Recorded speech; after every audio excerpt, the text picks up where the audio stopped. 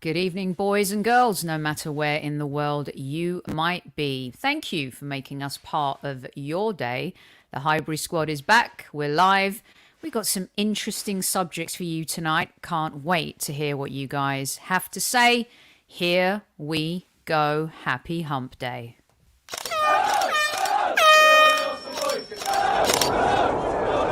Mind the gap between the train and the platform.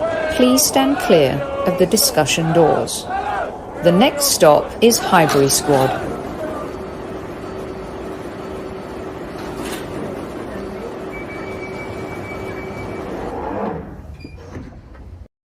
Good evening, boys and girls. Welcome to another live edition of the Highbury Squad. For those of you listening on replay, welcome. And for those of you listening via audio, welcome. You'll be pleased to know that we have updated all of our latest shows on iTunes, Spotify, and Acast. So if you are cruising in your car, you can download and listen.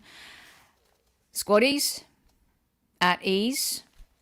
As you know, it's Wednesday. Super Kev is not here. He's running around town like a loon, doing a whole bunch of different things and working on a variety of different projects today. He does, though, however, have a video, a special message for all of you guys. As you know, even when Kev's not here live, he is still here.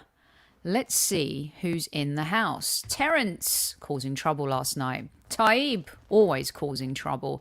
Tammy, the voice of reason for every season.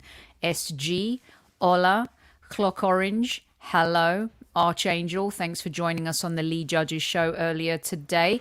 If you'd like to check that out, I was on Lee's channel with Lee and Francesca Sene, who is the incredible artist that we showcased on Talented Gooners a couple of months ago. And let me tell you, I'm going to show you some stuff tonight that's going to blow your mind. Hopefully my mic won't blow up tonight, and if it does, I apologize in advance, but it's new. Everything's new, all the equipment. So if it blows up, my mind will be blown too. Let's see. Newman, manager of the season, PMSL. Well, let's see the criteria, Newman. All right, let's at least have the dialogue and the conversation. Trevor, hello. Yes, that's Vinny and Vesper in the background. They just got a bone, so they're acting like lunatics. Clock Orange, Ola, only saying, Ola, Ola, Ola. Keep it, hold it, only saying. We're going to get to it. Rick, I'd like to welcome everyone by name tonight. Jaffa, take that. I always want to burst into relight my fire. Woo, your love is my only desire. Anyway, I digress. Mark, hello to you too. Godfrey, Ola, Shampar, Ola, Abrima, hello. Sunday, what a wonderful name. If I had a kid, I'd call it Sunday. I definitely wouldn't call it Monday. Who would want to be called Monday? Every single time your mate calls you up, hello Monday. I mean, your heart would sink. Miserable. But Sunday, hello Sunday. Great day of the week. Day of rest. Isn't that lovely? Amira, bonjour, GB. Hello. I should star these ones so I can mention them after. How about I do that? Where's the other one that came a little bit earlier? Or you can always repost them for me, you know. Doing it all here. Talking, tweeting. Hello, Baguma. Welcome to the show. London is red. Jamaica, we love it. UG, my boy. Γεια σου, τι κάνεις, ελπίζω όλα είναι καλά μες στη ζωή σου. Όλα καλά, πάντα υγεία. Universal Greek will translate that for each and every one of you. Thank you to our sponsors. Football prizes. Jags was cracking up at the show last night. It's the last chance to win this. At the end of the show, remind me. Don't let me forget, because I've got a lot on the agenda. I'm going to give away a free ticket, okay? Free ticket for the Freddie Lundberg custom and signed shirt. It ends tomorrow. So I will be giving away a free ticket. Whew, bit out of breath. I'm fit. I'm trying to get fit again. Going to start working out, you know, work the old lady muscles. Starting off with some stretches, you know, in the morning. Vinny and Vespa, those Italian greyhounds, they can run fast. So you guys have been writing me saying we miss your hats because I cut my hair, right? The hats will come back. Don't worry about it. So in honor of the fact that I am not wearing hats, I bought Vinny and Vespa a little fedora the other day. Isn't that cute? How cute is that? Neither one of them want to wear it. They absolutely hate it.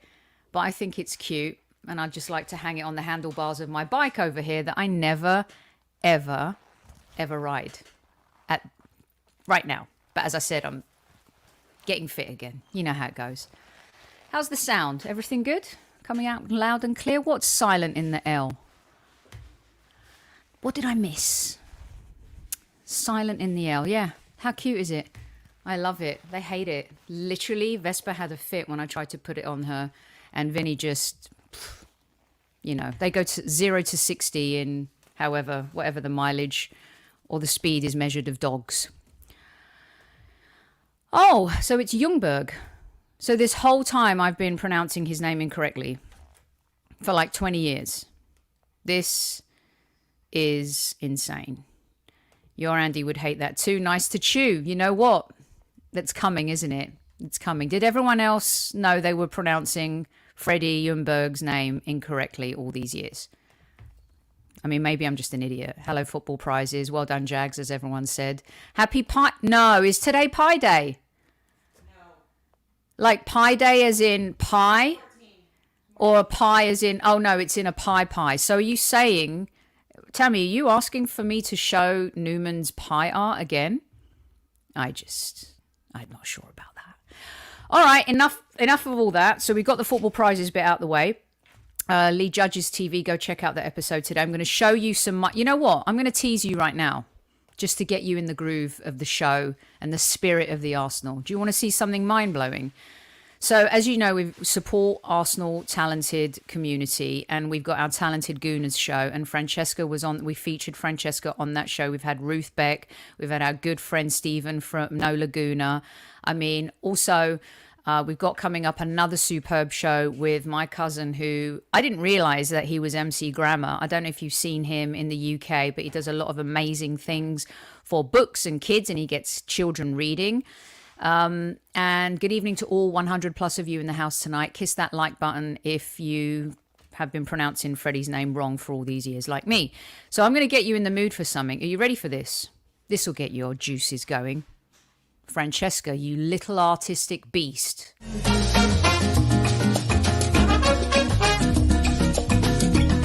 Shutterstock Music.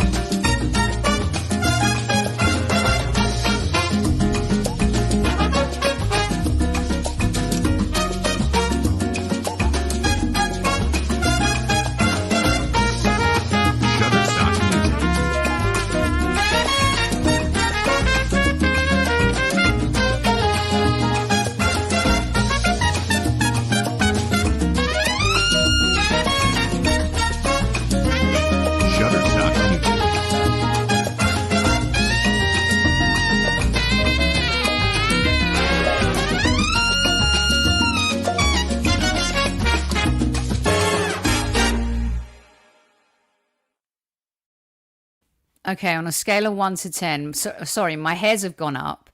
And also, it's a time lapse of her work that takes her hours and hours and hours and hours to perfect. It is absolutely incredible and amazing. Suraj, that is not Photoshop, you cheeky bugger. An 11 out of 10. That's a perfect 10. 10 even from you. And Matty K, welcome to the show, The Voice of Reason. You and Tammy need to keep these kids in check. It is cool. It's beyond cool. It is unbelievable. And yes, it's Martinelli. And she is so talented. It's ridiculous how talented she is. So we were on Lee's show this morning talking about it. And hopefully Martinelli will get to see that. And it's just incredible. Wait till you see the next two. I'm going to keep you waiting. Right. Do you want to talk some Arsenal? Should we get stuck in? Don't forget, tomorrow night on the show, the one you'll all have been waiting for, Stephen Nichols in the house. You guys are going to get to ask him whatever you want. And I think Super Kev might be doing a little bit of this tomorrow night. Yeah. Beware what you say about Saka. But he's coming on and he's brave and he's going to tackle it all. I'm going to talk to Stevie about all of that tomorrow night. That artwork was fantastic. Absolutely. It's Newman could dream, Taib, of doing that kind of art. I've got my cards in hand. Right, let's talk about the Arsenal. 5 questions tonight. Wednesday wisdom, if we have any. Let's have a look. Craig, don't worry about tuning in late. For the fact that you apologise, you do not get a card for that. Yeah. Gonna hammer Nichols. I'm a bit worried about this, but not. He can handle himself, trust me. He couldn't handle Michael Thomas that night at Anfield, but trust me, this Scot can definitely handle it. And remember, Stevie is a really good human being, and clearly he was misguided with his comments. So we'll talk about that with him. All right. Tammy, keep them coming. Let's get those likes up. Let's get 100. If there's 138 of you in chat, why can't you all just hit the like button? All right. Hit the like button if you love Francesca's art. There's 2 more coming that's going to blow your mind. Right. Subject number 1, 11 minutes in. Haven't even got to it yet, but I do like to talk a little bit of nonsense ahead of every single show when I'm on my own, as you know. Who knows, we might start talking about 80s TV shows again. This man right here, Mr. Mikel Arteta. Wow, kazow. What is going on, people? What do you think about this question that I came up with all on my own? I didn't even have to be, my arm didn't need to be twisted by Mr. Super Kevin Campbell. Okay. The Arsenal Football Club, our record this season, 17-3-8. We have 54 points, 1.93 per game. We're 4th in the Premier League. And there's no doubt we've improved. Our home record is 10-3. We got 32 points from our home games. As we all know, he won the FA Cup. Why has that come out blurry? That's a bit annoying, isn't it?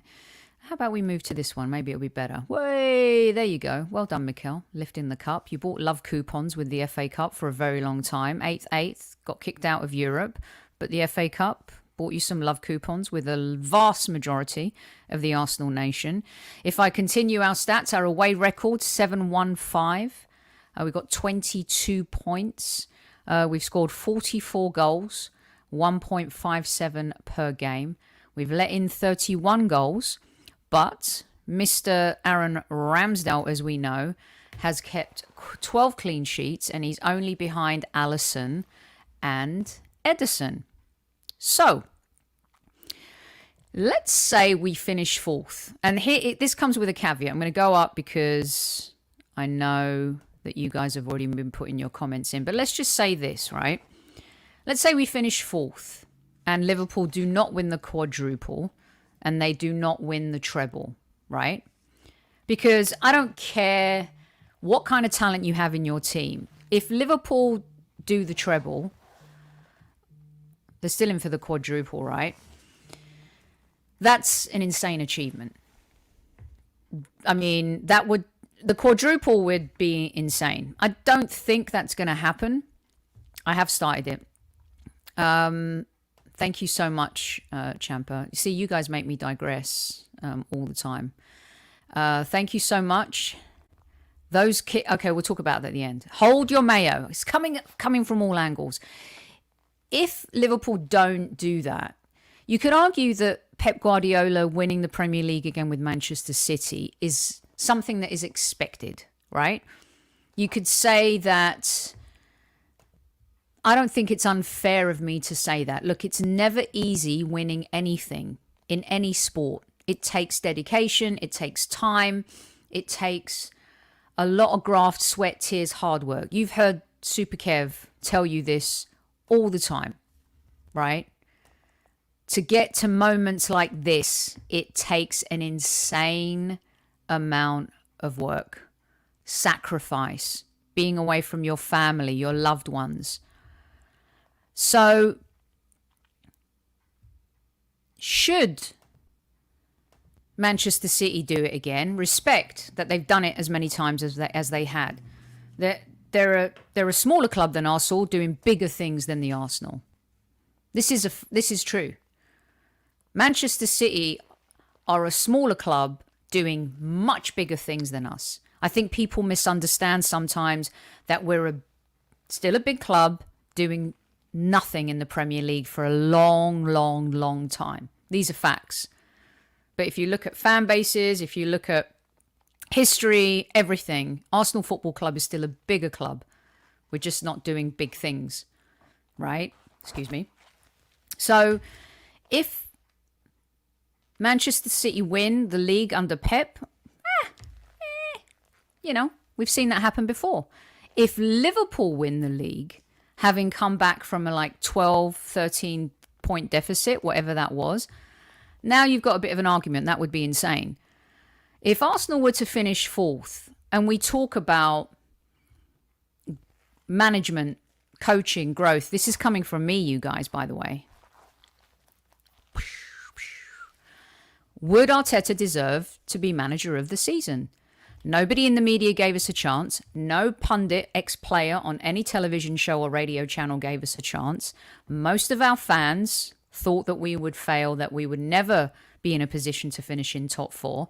Maybe there were a few, but I think that was us looking through our rose-coloured glasses. The fact that we are here now and we have this opportunity is kind of insane. So if he's to pull it off, with, by the way, a tremendous amount of fantastic players who have helped him change the DNA and culture of the club. I said on Lee's channel earlier today, Ramsdale would be the same if he was at Everton Football Club. The dude is just built that way. Benjamin White would be the same if he was, and was the same at Leeds and Brighton. He's just built that way. Tomiyasu was the same in Italy, just built that way. Tierney was the same for Celtic, Scotland. He's just built that way. Thomas Partey now was seeing the Thomas Partey of Atletico Madrid. He was built that way. He just wasn't showing it. Saka, Emile Smith-Rowe, Hale End. We've built them that way. So he has been very fortunate also to have the players that he has. But if he does achieve top four, it could be one of the best achievements of the season by any manager. Why is it okay to say David Moyes deserved that accolade when everyone was talking about West Ham's evolution and West Ham's growth in the Premier League and how he's transitioned a team and a club that was ready to throw stones at the owners that were protesting, and then from their evolution last season to this season, he's been in the mix of all this chatter. Why not Mikel Arteta? And that doesn't even taste like vinegar coming out of my mouth right now. I've always said to you guys, I say it like I see it. I just speak my truth. I spoke my truth when we finished 8th. I spoke my truth when we finished 8th again. I spoke my truth when Mikel Arteta got us kicked out of Europe by the man he replaced. Unacceptable. Now this season, his goal is to get us back into Europe. Whether that's 4th or 5th, we've got to get back into Europe. We were able to attract players like Aubameyang, Lacazette, Tierney, Gabriel, Pepe, even though he hasn't worked out as greatly as most of you want him to, Thomas Partey. We were able to attract, the Arsenal Football Club were able to attract those players with Europa League football. Why? Because it's an avenue, a potential avenue back into the Champions League. You can dangle that carrot. So losing European football has been a total disaster for us. Now, some may say it's helped us because of our position and where we're at this season. But listen, football is real. Like, if we're going to get back into Europe, we're going to play more games next season. So you've got to get used to that. This is big boy stuff. We've had a lot of gaps in our schedule this season. April is going to be a monster. This is going to be the biggest test for this club. This is going to be the biggest test for Mikel Arteta's Arsenal, for these players. What are we going to see? How are they going to react? This is the moment. This is the time. This is why the game against Palace is important. Brighton is important. Southampton is important. 9 points right there. You cannot afford to walk away with less than 7. Less than 7, I think we're in trouble.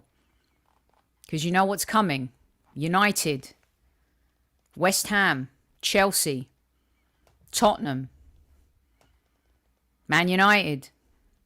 These are all going to be really, really tough games. So we are going to see what this dude and this team are made of. But if we pull it off, We're going to shock a lot of people because not a lot of people had us in the mix. Let's get some of your comments up here. Let's roll the tape, shall we, kids? Let's see what you guys are talking about. E. Kenny says, Mikel King Arteta. Best FA Cup won in history. Better than Alan Sunderland against Man United? Come on, Matty K. What are we doing here? We're talking football. If we finish in CL spot, he has to be in the conversation for Manager of the Year. Martin says there was once a time when nearly everyone in chat wanted him gone. Yeah, he does look good in a suit. Let's see. Yes, I did see this, and I'm actually on TalkSport later on this evening with Paul Ross to talk about this incredible game. Putellas is a legend, absolutely brilliant. To see the Camp Nou absolutely packed to the rafters for a Women's Champions League game like that was incredible. And I'll be talking about it with Demian on a show in the next few days, and I'll be on TalkSport later on as well to talk about it as well. So if we will be 4th or even 3rd. Well, if we beat Chelsea, take that, then that's a possibility. But that's not going to be easy. Amira wishing the most stylish manager in the Premier League a happy birthday. George, hey Soph, good show so far. I think Arteta must surely be a candidate for manager of the season. Maskana says Arteta, then manager of the season. No way Liverpool win quadruple. Yes, Taib is angered by all of this. Arteta will get us there, says Mo. Liverpool is an awesome team. Not surprised if they do the quadruple. GB says an EPL and UCL double, FA Cup and EPL double for Pep makes him manager of the season. If Liverpool manages to overtake City and win the EPL, having already won the EFL Cup, then Klopp wins. Okay, that's fair. Stephen says, I think he's in the argument, but not going to be Klopp or Pep. Next year, though. Conte deserves manager of the season for trying his best to polish a turd. Very nice, Mark. Very nice indeed. Chelsea have a 20-year history. Cheerio, you melts. Very nice, Matty K. Tova, 4th place in the Premier League. Okay. I know that people will come at me for this one. It's nothing for City, Chelsea and Liverpool. But it's something for us, Tova. 8th and 8th. Think about it. You know, Wenger was ridiculed for so many years for talking about this being a trophy. But the point of the matter is that you got to look at where you were, where you've been, where you've come from and where you're going to. At the beginning of the season, the sky was falling. I was going nuts. You guys know it. I didn't hide my feelings about it. And it looked dire. Even after the Everton game, there were a lot of us that said, this has to stop. You can't go to Goodison Park against that weak team. Now when you look at Everton and think, wow, we lost 2-1 at Goodison Park. Those are the games that can come back to haunt you. The Old Trafford game, that better not come back to haunt us. You know, we had United on the ropes that night. We should have gone in for the kill. And we didn't. And I think Arteta's learned a lot of lessons from that. But anyone who criticised him at the time for those games had every right to. We let those games go. So for us right now, considering where we've been and where we're going to, I think 4th is a win. And if David Moyes was in the conversation as manager of the year for West Ham, then why not Mikel Arteta? Craig staying away from the pink kit.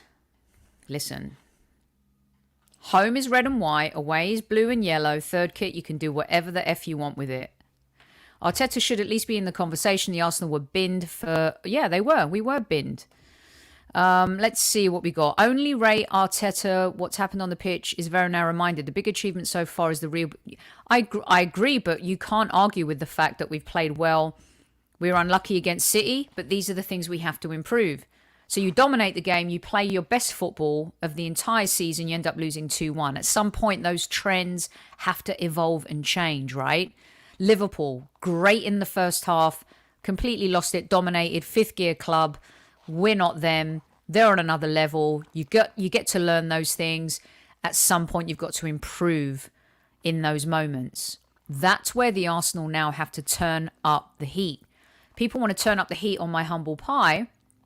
I'd like to turn up the heat on getting results against Palace, Brighton and Southampton. Those are games we have to win.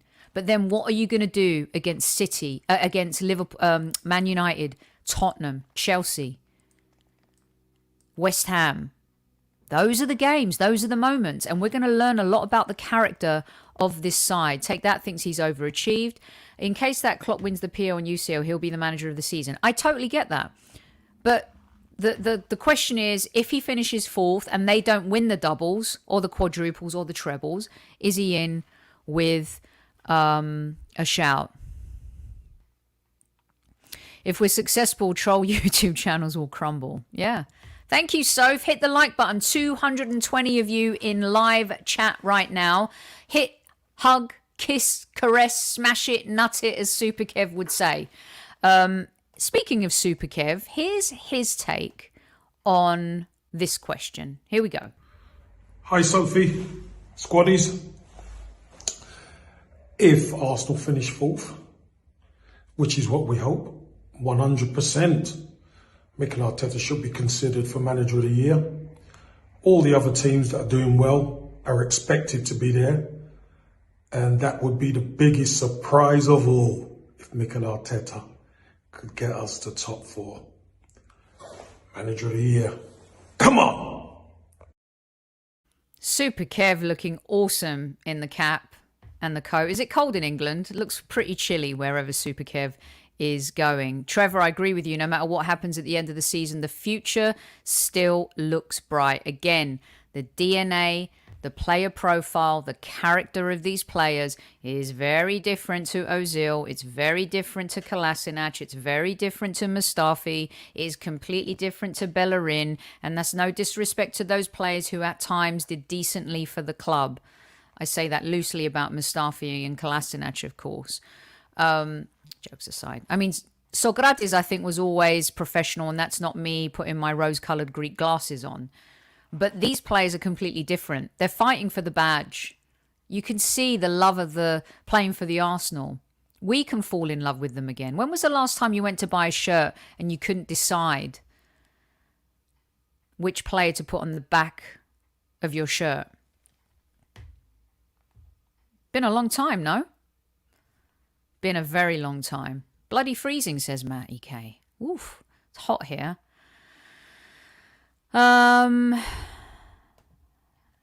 Let's see, what's going on here?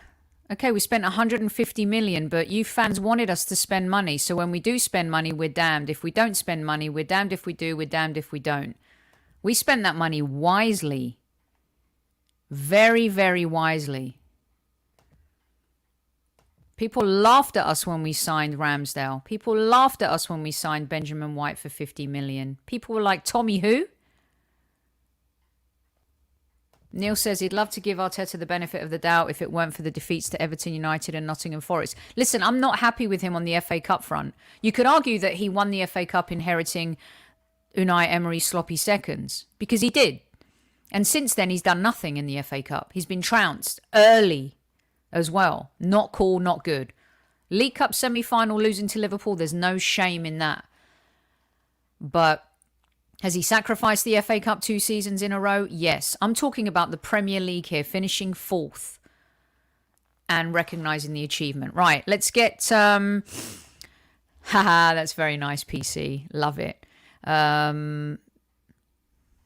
Let's see. So your response is, so top four should be minimal, not manager of the season. No, it should be minimal in a normal environment over and over. I get what you're saying, but we're not in a normal Arsenal environment. We're in a rebuild. We're in a everyone trashed us build. We're in a everyone humiliated us with their comments, their posts. We were the dartboard for so many years. Unai Emery was sacked for less. Now, if you ask me, you want me to keep going on my Arteta thing. I've got 4 more points to make, by the way. We've spent half an hour here. If he doesn't get us back into Europe, if we end up somehow finishing below 5th, Everyone's going to say, trust the process. We're moving forward. He's not going to lose his job, but you've got to get us back into Europe. I thought the avenue back into Europe could be the FA Cup, but he poo-pooed that. We're perennial winners in the FA Cup. He's won the FA Cup. We've got pedigree in the FA Cup. We're the winningest team in the FA Cup. But he chose to poo-poo that avenue. So now we've lost that window. Now there's only one window left. You've got to get us back into Europe. Period. You're right. Arteta needs to deal with the issue of earlier. It's embarrassing, especially for a club. Especially for a club like us. Completely agree with you. We did blow top 4 the year Arteta won. Yes, and he was given a pass, whereas Unai Emery was not. Yet Unai had finished in the top 5. Now, granted, towards the end of Unai's tenure, it was bad, but he didn't have the support. He had Raul up there. Dude was busy making money for himself, putting it in his back pocket. Arteta has had the support of everybody. He has a hierarchy he's working with now that are invested in him as well as the team. There's a massive, massive difference. So, yeah, it's a great conversation. Are we the most improved? Where's that Lone Star? Let's go back here. Are we the most improved team in the Premier League? Is Arteta the most improved manager? Certainly not manager of the year with no trophies. Okay, I hear you guys. Again, just asking the question. Marquee signings are like building a huge house with no electricity or plumbing. We had to sort out the plumbing before we move on to the big names, which will come this summer. Now, Billy Boy, this is where Edu has to put his money where his mouth is, right? He told us in that Sky interview that they wanted to focus on the youth and the young players, which they've done, right? But that at some point we would then build on with signing world-class players.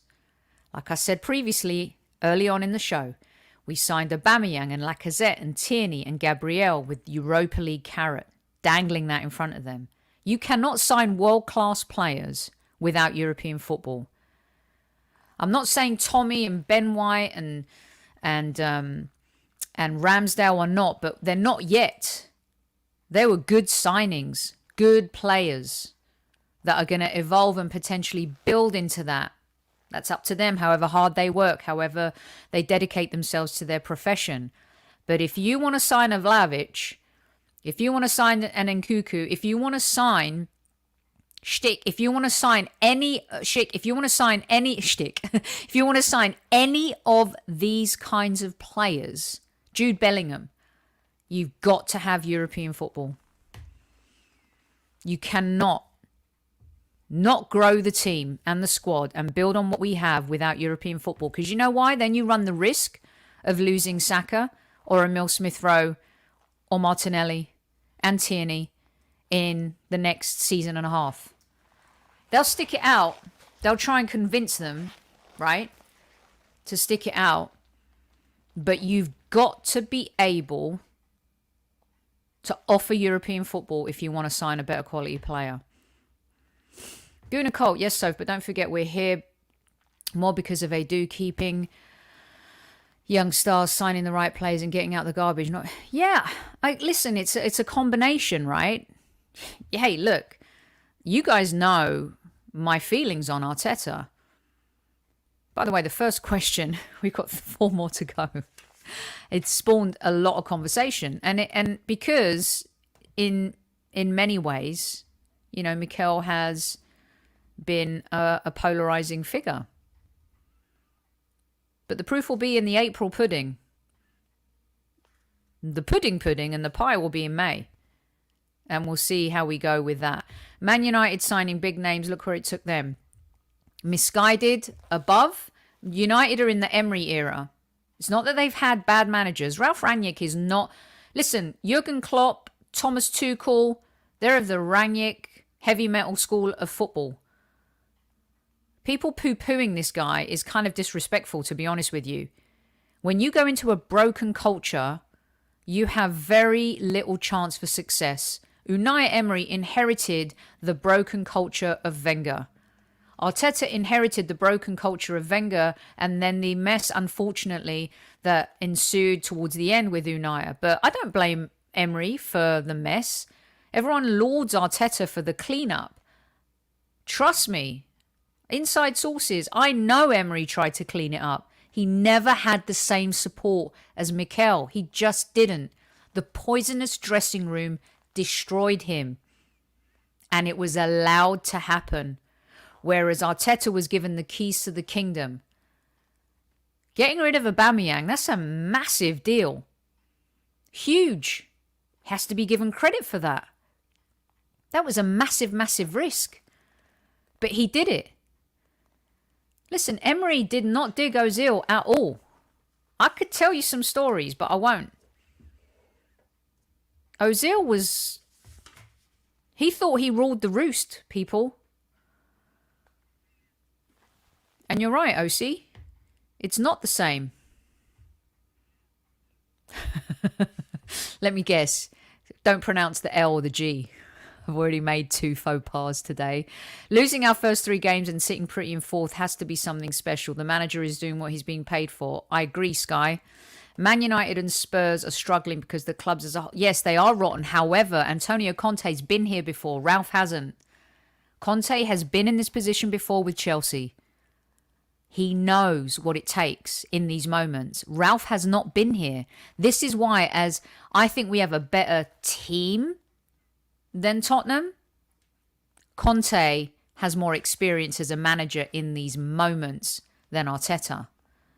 And I'm sorry, but is that cancellation of that game earlier on this season when Son was not fit going to come back to bite us in the arse playing Tottenham, who are seeing a resurgent Son and a resurgent Kane?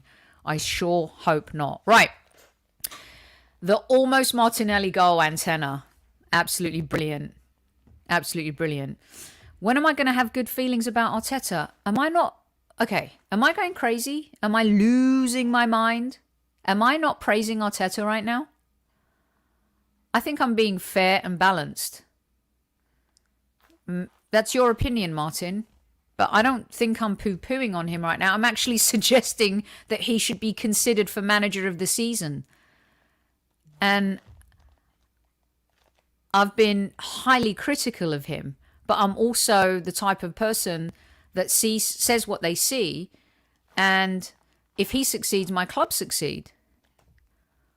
So I'm not sure. I'm ready for the pie. I think Martin is having a bubble bath. If Conte had that money, what Arteta did, they would be challenging for... No, not true. Look at the money Tottenham have wasted. And Conte wasn't given the money. Aren't you happy that Royale with cheese went to Tottenham and we got Tomiyasu? Look at the Deadwood. Look at the stuff they tried. Look at the players they have to get rid of. They need a clear out in the summer. I don't agree with that at all. Mo, I'm ready for the pie. Serve it to me with cream, whipped cream, and ice cream. Right, let's move on, okay? Always a very interesting conversation. Okay, so if you're praising what he has done to set the culture, you clearly don't believe he is the long-term answer. I'm not sure. I'm not sure. I'm not the same as that news channel, by the way. Are you Arteta in?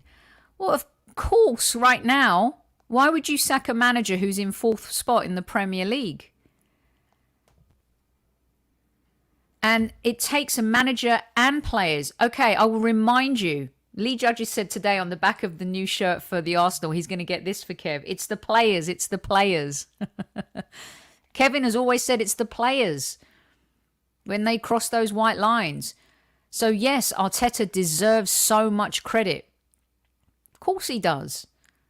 But the players do too. They have changed the thinking. Ramsdale in himself has changed the feeling, the emotion on the pitch. He's in goal, but you can feel his energy in every game, no matter what we're doing. You know? These moments, he's there. There should just be a Rambo cam. There's the Arsenal bench cam, but there needs to just be a Rambo 2.0 cam. This is why Arteta comes out and hugs him the way he does after the Spurs game, where he made another insane save this season after the Leicester save. These players have helped rebuild the culture, the DNA, the profile of Arsenal Football Club. It's a collective Remember, there's no I in team. Ever. Sorry, chat. I still think Sophie's praise for Arteta always comes with a caveat.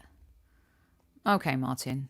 I don't know what else I can do to convince you of what I'm trying to allude and say here, but you are entitled to your opinion and it's always welcome here. Like she didn't like him personally, but begrudgingly has to accept him. That sounds personal. No. Absolutely not. I criticised Aubameyang. I like Aubameyang. I think he's a cool guy. But as an Arsenal captain, he was garbage. Turning up late for the North London derby, refusing to do a warm down, shirking your teammates, coming back late, utilising, your mum's sick. That's the most important thing in the world. But then you're going and getting a tattoo. I got nothing against Aubameyang. I just say what I see. And I don't think I have to justify it to you any longer. And again, your comment is always welcome here. Right, let's talk about the next point. Is Benjamin White the most improved player? We're going to fire through these ones. Is Benjamin White the most improved player of the season so far, in your opinion? Is Benjamin White the most improved player? Look what he's done for England. Played on the right, you guys. God forbid if there's an injury to Cedric or if Tommy doesn't come back, who can play on the right for the Arsenal? Now, here's Martin where you cannot criticise me. I've supported Benjamin White from day one. Got a lot of Leeds fan friends, Brighton fan friends, and Kevin and I both said from the very beginning, give these players time to show what they can do.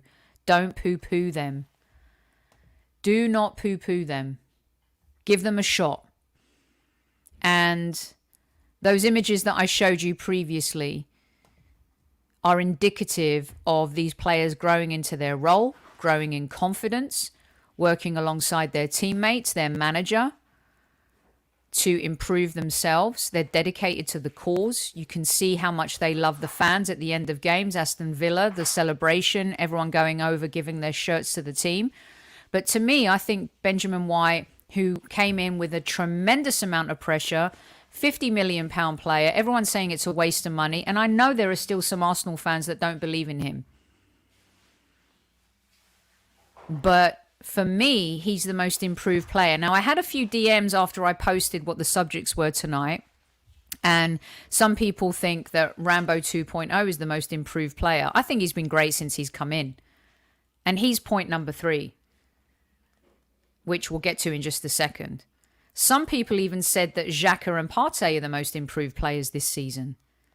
I think they're the most important partnership along with Gabriel and Ben White. But I did have some notes saying, hey, I think Thomas Partey is the most improved player this season, Soph. And he will come into the conversation on the next one, which why don't we just do together? Because for me, if you're going to vote right now for Arsenal player of the season, in my humble opinion, I think it's this guy. I think it's Ramsdale. I think he's been brilliant. Now, Thomas Partey has been brilliant since he's come back from AFCON. I think Ramsdale has been our most consistent, most important player so far this season. Now, some people will argue as well that because of the goals that they've scored, these two are our current best players of the season. And, maybe you can't argue with that. Saka's got 10 goals, 5 assists. He's played 33 games. His shot accuracy is at 57% though. Emil Smith-Rowe, he scored 10 goals, 5 assists, played 28 games. He's played 176 minutes compared to Bukayo Saka's 251 minutes. Saka's goal conversion's at 21%, Emil Smith-Rowe 32%, but his shot accuracy is far superior to Saka. 57 for Saka and 71% for Emil Smith-Rowe. Believe it or not, Aubameyang's still third. Now, this is an area where Mikel Arteta certainly has to improve our club because Lacazette isn't scoring goals, but he still brings value to the team. He's got 6 goals, 8 assists. He's played 29 games. 38 shots, 16% goal conversion, 50% shot accuracy. You know, these stats have to improve. As enamored as we are with these players, right? They still have to improve. Which is why, for me, Aaron Ramsdale, I think, if I'm voting right now, you know, is currently my player of the year. Saka goal average has really improved. Let's see. Partey went from an admitted 4 out of 10. Absolutely. He called himself out. Totally did that. Mark, most fans were asking why we spent 30 million on a keeper who got relegated with his last two teams, Ramsdale, Martinelli and Emile Smith-Rowe, for me. But you could look at the adversity he's had to overcome. Benjamin White too. You know, 12 clean sheets. He's behind Alisson and Edison. Now, 25 million, does that not look like good money spent, people? I think so. Lone Star says the spine of our strength is Rambo, Gabriel, Partey, Laka. Emile Smith-Rowe has added the hardest part to a non-striker's game, goal scoring. That's why he's the most improved. They need to score more, though. That goal ratio has to improve. Partey's playing at the level he was expected, 100%. Ben White has raised his game since his first appearance. Didn't Lacazette score a hat-trick today against Brentford? Doesn't matter. Do it against Manchester United. And I love Lacazette, and you guys know how much I love him. But we bought in Partey, Ben and Aaron because we knew they'd be this good. I'd say Emile Smith-Rowe, considering his better performances with lesser games. I love it. I'm a Crystal Palace fan. Hello. Welcome to the show, Crystal Palace fan. I hope we beat you this weekend. We love Patrick, but we want you to lose.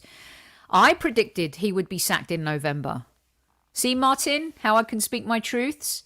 I said to our good friend of the show, Jim Piddock, actor, producer, writer, who will be on the show after the Crystal Palace game. He's been in all those great Christopher Guest movies like Best in Show for your consideration, as a series on HBO right now. I said to him, and he captioned it, I said, Vieira will be sacked by November. I was wrong. He's done a great job. And you could argue if Arteta's eyes are turned by City one day or Barcelona, Patrick Vieira would be a perfect replacement for him to carry on that legacy that is being built right now. You know? But yeah. Crystal Palace fan, we like having opposing fans in chat with us. And I get what you guys are saying about this fella. Been brilliant since he's been back. After that sending off, he has been absolutely, like, engaged. He's bossed it. And I hear you, Harry. Odegaard's been sensational too. But in terms of consistently game after game, Ramsdale made that one mistake just before the international break. ESR's been brilliant coming off the bench and having to deal with being benched. You know? He really has taken the baton of super sub. And, you know, we all love Saka. We do. So it's interesting to hear your thoughts and your comments. Saka double marked, create space just by being on the pitch. Martin Odegaard. Laka scored 4 goals today. It's a friendly, Tammy. I love ya. But do it against Man United, Chelsea, West Ham. Then we're talking, right? That's what we want. And you know how much I love Lacazette. Whoopsies. Probably just, hopefully I didn't just blow your ears off. I've been doing a good job of keeping the mic settled. Right, sorry. Got a bit of a runny nose today. Not a cold. Don't have the lurgy. Don't worry about it. It seems 5 or 6 of the starting 11 has improved. Ramsdale for man of the man of the season, man of the year, player of the year, should be our captain. I don't like goalkeepers being captains. I'm not a fan of that at all. So yeah, Odegaard is the most improved player. Look at what he's done during the. I agree. Outfield player wise, he's fundamentally important. He makes us tick. Most improved is Partey or Emile Smith-Rowe. By the way, 300 of you in live chat right now. You know what to do. Tell him, Tammy. Odegaard has greatly improved. Ramsdale leagues above any keeper since Seaman. Laka scored a hat-trick close friendly. Yeah, stop with that. I could score a hat-trick in a closed friendly. Well, I can't. That's not true. I'll take that back. Ramsdale, White, Smith Rowe, Saka, Odegaard, Martinelli. I think with the pressure that he came in on, he's the one. He's the guy. Thank you, Martin. I appreciate that. And look, this is an open forum here. We all get to voice our opinions. We love that we have a global, kind community and everyone's thoughts are welcome. Kev and I don't agree on everything, but we listen to each other and we hear each other. And I think that is the most important thing. So appreciate your comments. And look, without this guy, I agree. He's been insane. So if we have Palace, Chelsea, West Ham United next month, how many points do you think we take from these? I think we've got to beat Palace. I think we have to. Let's just start, Chris, with Palace, Brighton and Southampton before we skip to West Ham United and Chelsea. If we can get at least 7 points from those games, I think we'll draw. On the original sheet and the predictions with Kev, I had us drawing with Palace and I had us beating Brighton and Southampton. Southampton have been a bit of a bogey team for us too, haven't they? So it is, but I think Southampton is a little bit too. Taib says I'm always wrong. I love that. Hilarious. Lots of clips on how all the YouTube channels predicting Vieira will be first manager sacked. Yeah, more humble pie. I'm going to get fat. That's why I'm going on a diet right now. Hey, welcome Vivek. Is that an L or an I? I can't. I'm an old lady now. Vivek. Welcome to the show. Catching live for the first time. Welcome. Everyone give the usual squaddy welcome. He's staying in South London. Only Spurs fans are banned from the channel, unless it's Ethelston, of course. Player of the season, Odegaard, Ramsdale. Right. Let's get to subject number, the Palace game. We're talking about Vieira. Are you guys scared about that game? Are you guys worried about the Palace game? It's away. You know, they're in. Vieira's done a good job at Palace. He's got the young players playing really well. Conor Gallagher is flying right now. There's a lot of confidence in that team. And let's see, October 2021, it was a 2-2 draw. We beat them in May, 3-1. We drew in January of 2021, 0-0. We drew in October 2019, 2-2. They beat us 3-2 in 2019. 2018, October, 2-2. Last time we'd really spanked them was in January 2018 where we beat them 4-0. A lot of draws. This is why this game for me has got draw written all over it. And this is the one that I'm okay with drawing because the other... I mean, I'm not okay with drawing a game. I want to win the game. But, you know, Palace is a difficult game. Marsgana, yes, he's worried about Palace. Chris says Palace is a difficult game. There's actually 280 now, Soph. Yes. Make it 200. Go on, Soph. You tell him. Yep. Olise and Zaha are a doubt. And let me tell you, they do have a massive game coming up. They're a well-organised side, though, Gaurav. Patrick has got them playing a totally different brand and style of football than Roy Hodgson. And they have a lot of belief and confidence, no matter who comes in and out of the side. And that's what concerns me. It's a totally different Palace team to the results that I just read out to you, previous to the 2-2 draw, of course, in October. Let's see. Trevor says, no, it'll be a tight game. We'll have just enough to get over the line 1-0 to the Arsenal. Craig thinks we're going to lose 2-1. And Tenor says we won 5 straight games away. We have to take confidence going into this game. I agree. Harry says, I think Palace is going to be really difficult. And we have some key missing. Ramsdale is out, but Leno, I think, will come in, step in and do a good job. Saka, of course, recovering from COVID. It's time for others to step up. There's no excuses, you guys. Same thing for Palace. If they're losing their 2 best players, there's no excuses for them. There's no excuses for us. You know, everyone has injuries. Everyone has to deal with these challenges.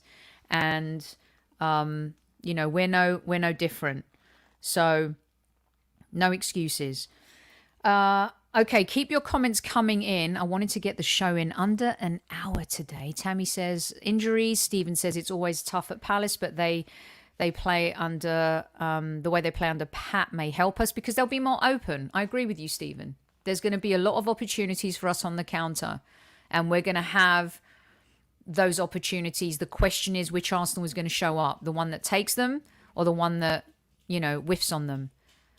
And, you know, 1-0 up with 20 minutes to go at Palace isn't going to be good enough. We've got to go in for the kill. We've got to learn the lessons we did at Everton and Manchester United earlier on this season. Chris thinks we're going to nick it 2-1.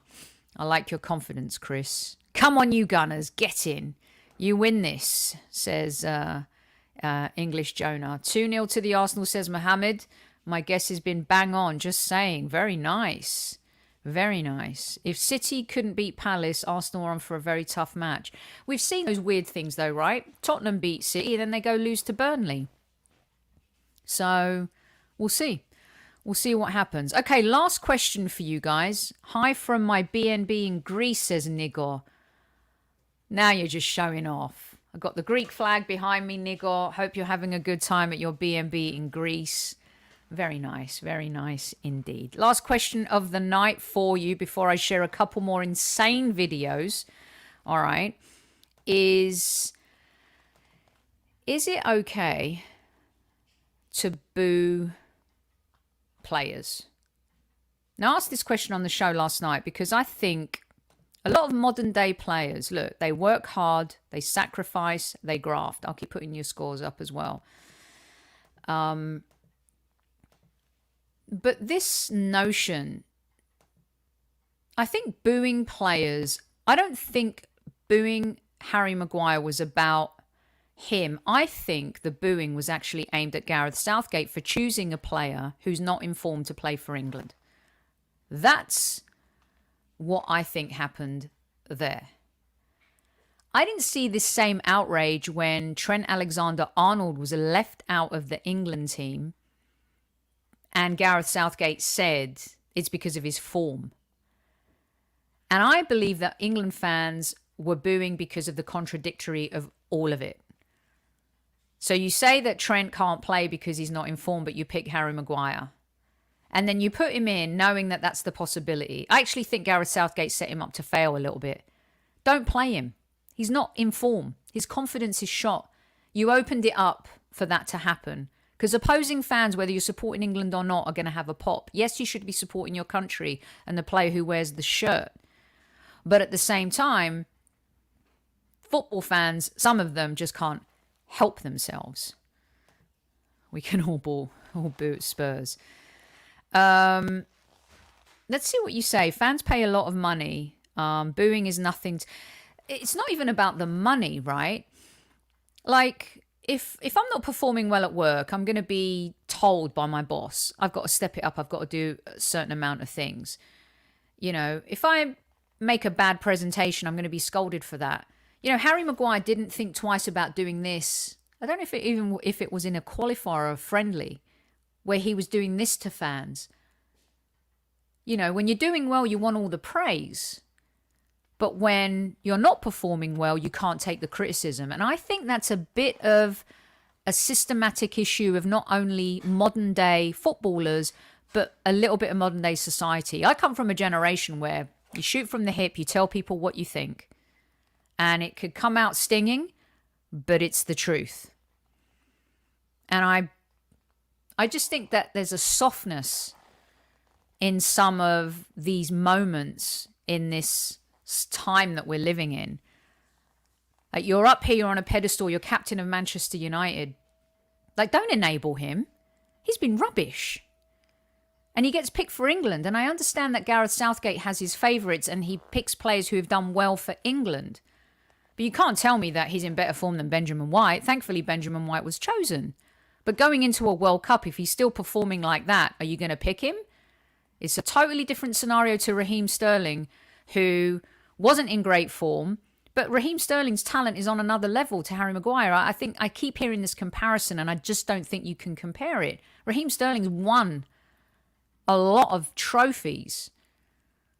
Totally different value proposition if you're looking at it as a product. And this whole thing with Luke Shaw saying he feels more comfortable in England. Stop. You're only playing because Chilwell's injured. Number one, be grateful. Number two, you're kind of shitting on your club. And I get it. You're happier at England than you are at Manchester United. Why don't you try and help change the culture in the dressing room at Manchester United? Just reminds me of the Ozil, Mustafi, Kolasinac toxicity in the dressing room.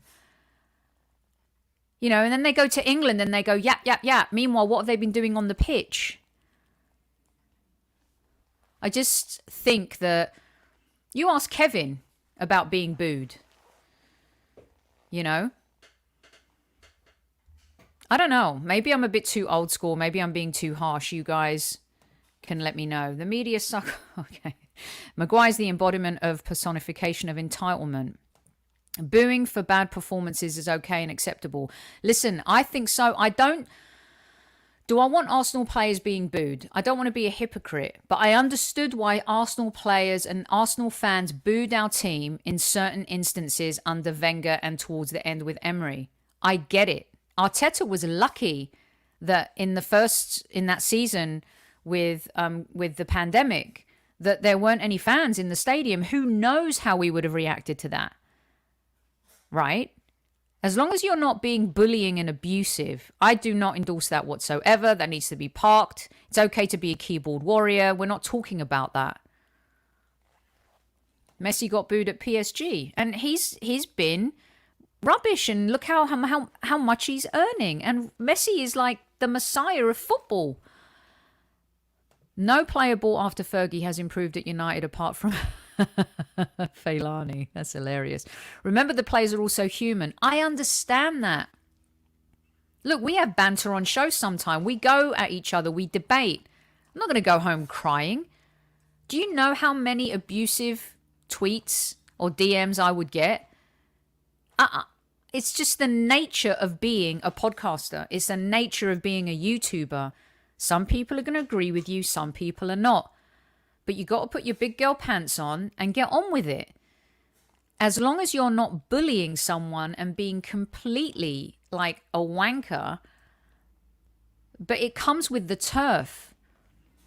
And what you have to do is try and change the narrative, make things better, like try and create a better society on social media. Twitter is toxic a lot of the time, but there's also good things about social media, right?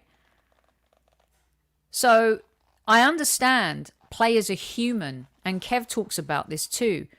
But a lot of fans feel like, Neil, when you see players are paid a lot of money and in turn put in a bad performance, then not only the fans, the manager will let him know as well, the players need to shape up and avoid them.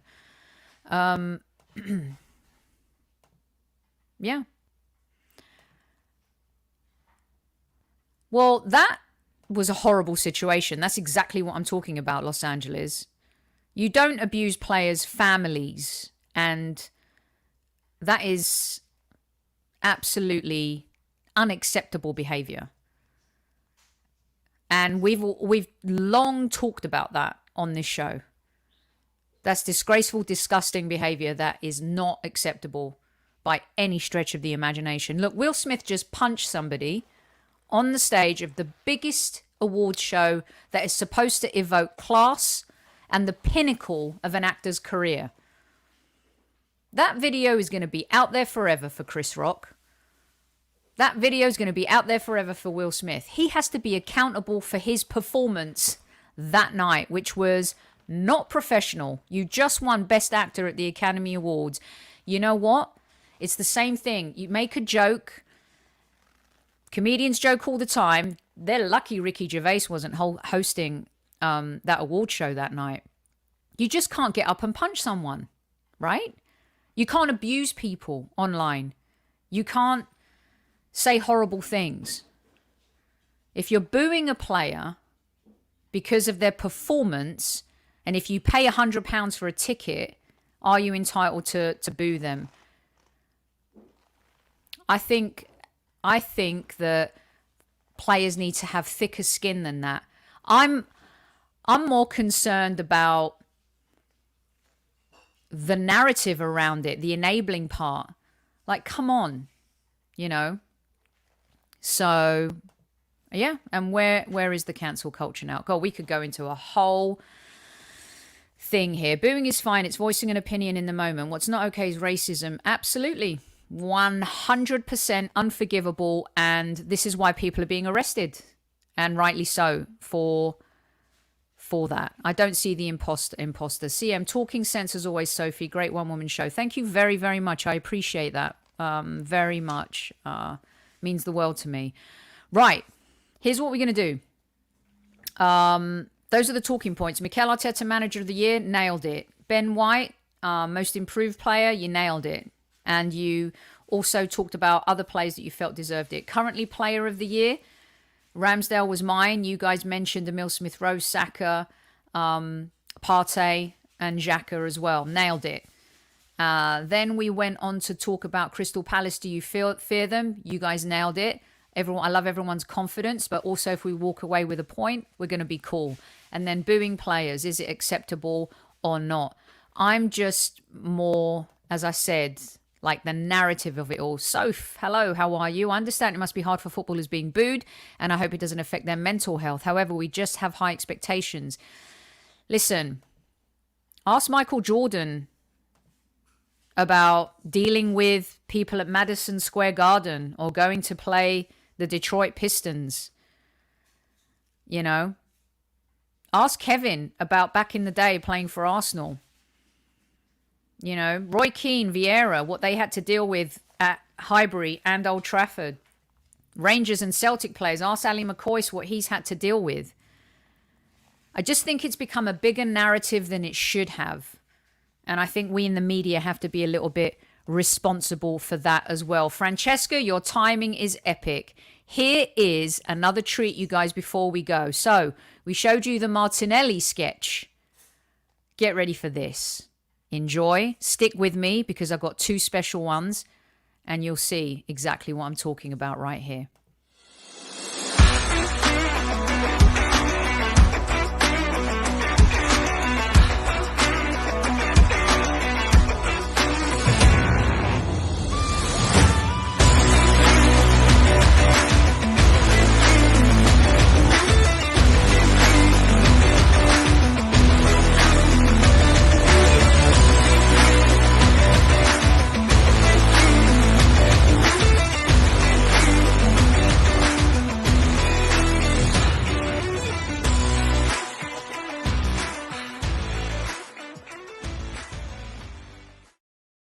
Again, my hair's just gone up. Absolutely incredible talent. Yes, and you can buy it. Go to @Sene Sketches, SENE Sketches. And what a talented girl, exactly. Wait, are you ready for this one? Get ready, Francesca. This is my favorite. Oh, gosh. Put your cups down, put your biscuits down. Here we go. Check this out.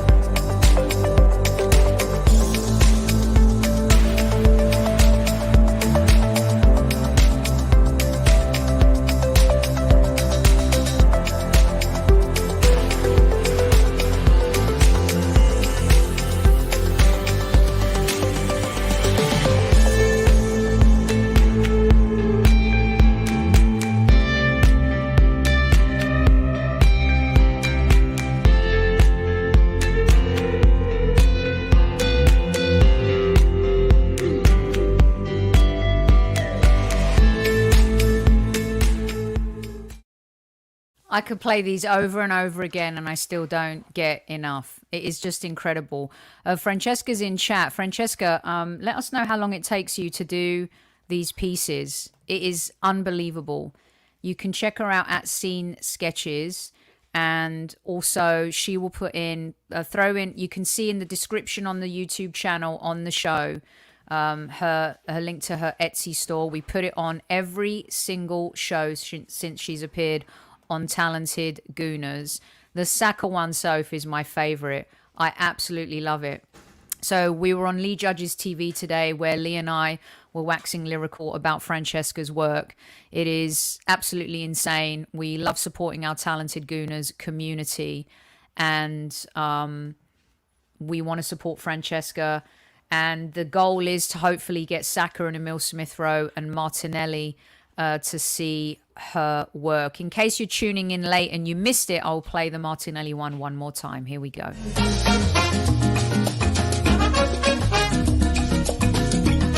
Shutterstock Music.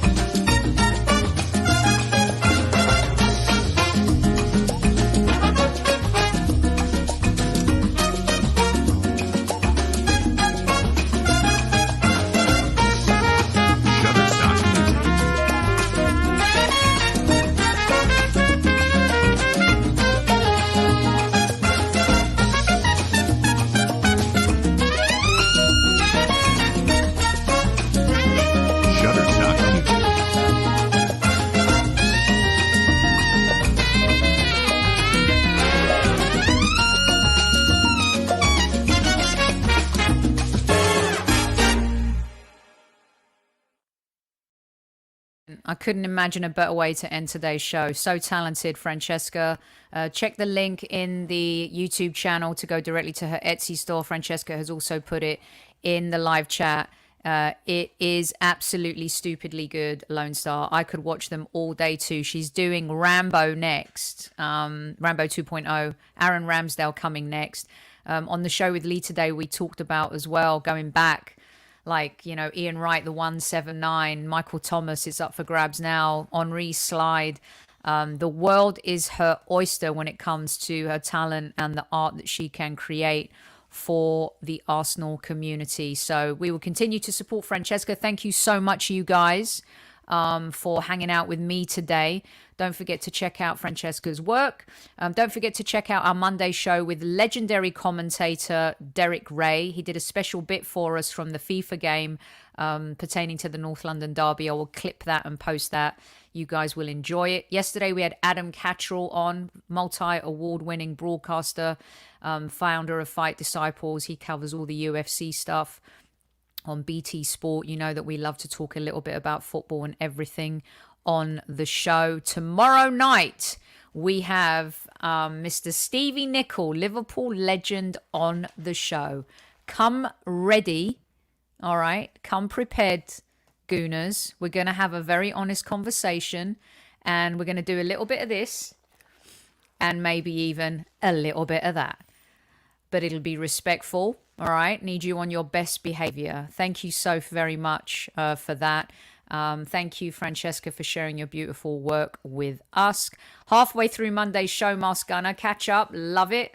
He'll get roasted. Now we're going to be nice to him. You did smash it, Soph, going on Lee's channel. Thank you so much. Really appreciate you guys. Listen, no matter where in the world you might be, stay safe. If you're up later and you're listening to TalkSport, join me. I'll be talking about women's football, the upcoming WSL games, the Arsenal women, and of course that massive, groundbreaking, historical match tonight between Real Madrid and Barcelona. 1 hour, 15 minutes. That Arteta conversation took up 35. I hope you enjoyed the show. If you're listening on audio and replay, thank you so much for joining us too. Until tomorrow night, people, from myself and Super Kev, of course, always, at ease, squaddies, at ease.